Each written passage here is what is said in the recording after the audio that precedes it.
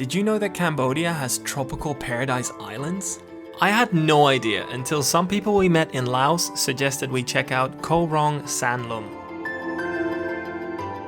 Even though we spent half the week sick with food poisoning, I still wanted to put this guide together for all my visual learners out there. In this video, we'll share our tips on where to stay, what to do, and how to get there. There are two major islands off of Cambodia's southern coast, Koh Rong and Koh Rong Sanloem. Of the two, Koh Rong is much larger and more developed. If you want to get off the beaten path, however, Koh Rong Sanloem might be the right choice for you.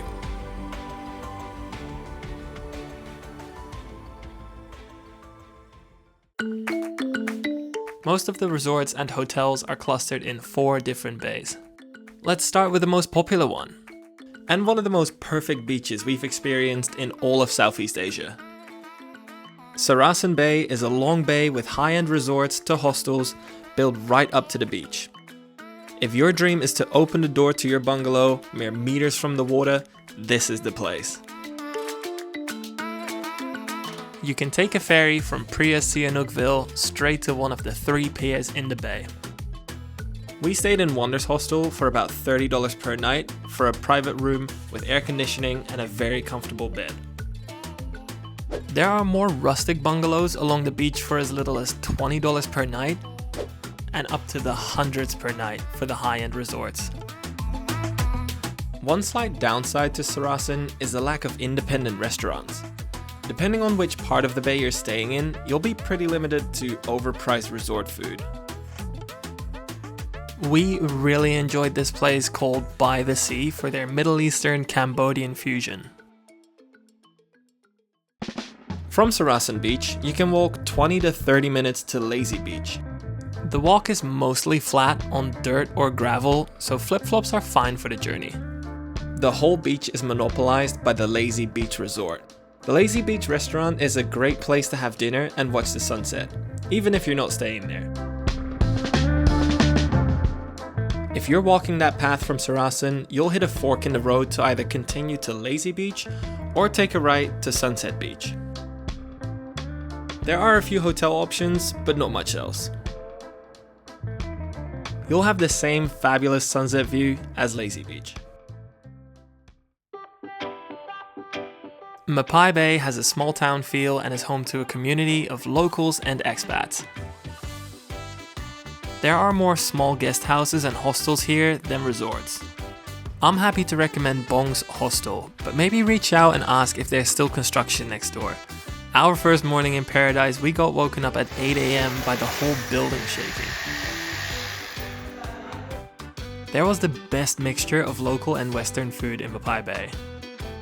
Whether you're craving a burger, Mexican food, or a Cambodian barbecue, there are great options.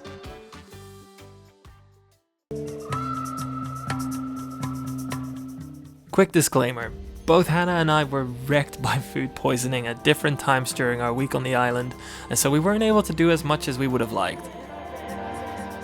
There are plenty of snorkeling and kayaking tours, but we didn't do them, so we can't speak on how the reefs are.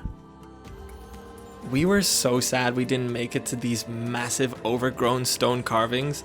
They're about a 30-minute walk from Saracen and a 10-minute walk from Lazy Beach.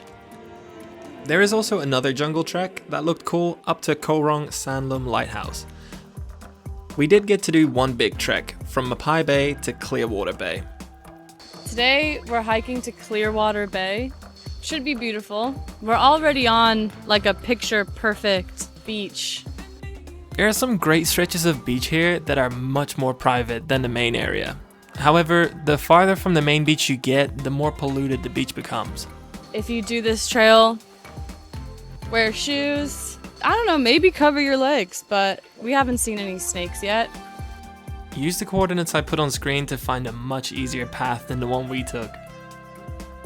Follow it up to a quarry and take a left when you hit a road. Follow that road for about 30 minutes.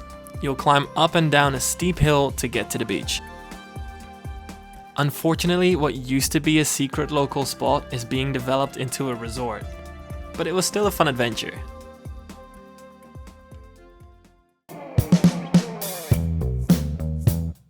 possible to go from Phnom Penh to Koh Rong Sanloem in one day, by bus and then ferry.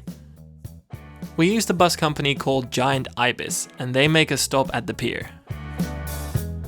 We decided to spend a few days in Sihanoukville to break up the journey. Hannah gets seasick real easily, and so we were a bit worried about this hour-long ferry to the island. Here are our tips to avoid seasickness. If there's a huge ship, like a cargo ship, take that one. Unfortunately, no ferries like that go to Koh Rong Sanloem. The small speedboat may fly up and down in the waves, but it doesn't rock back and forth, so this is your best option. Avoid this ferry in particular because you'll feel the waves the most. If you do need to book this one, make sure you sit outside on the deck and get the fresh air. Never ever sit inside underneath the boat. Staff literally passes out barf bags and the whole room can smell like puke. To get around the island once you're on it, you can hire a taxi boat. This is usually a small fishing boat and it'll cost you $5 to $10 per person. I hope you're feeling prepared to plan your trip to the lovely Koh Rong Sanloem. Join us next week as we explore the perfect beaches of Koh Tao, Thailand. Make sure you subscribe for more travel guides, without the fluff.